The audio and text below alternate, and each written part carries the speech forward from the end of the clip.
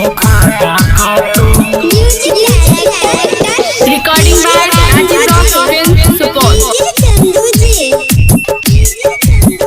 धोखा तू जैसे गोरिया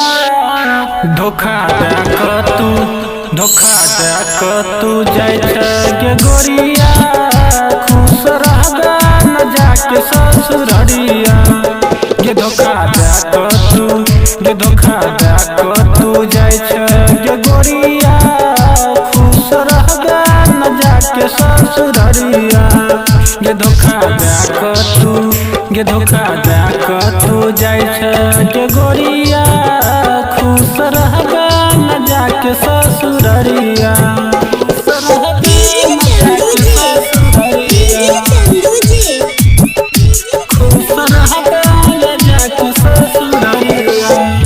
तू तो खैन रही क्रिया हाथ के हाथ में छोड़का चल गला छौरी किया दोसर साथ में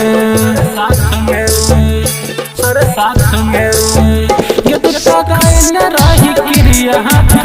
के हाथ में छोड़का चल गला छौरी किया दोसर साथ में हमर मिल जाए तो मरे के खबरिया ससुररिया धोखा तू जैसे गोरिया खुश रहबा न जाके ससुररिया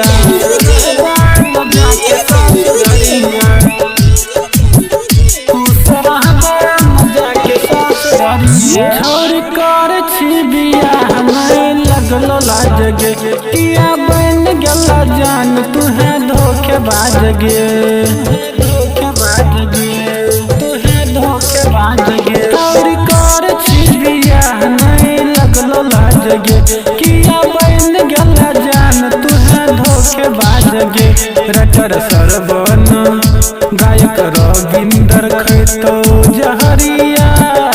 खुश रहबा न जाके ससुररिया धोखा तू जैसे गोरिया खुश रहबा न जाके ससुररिया।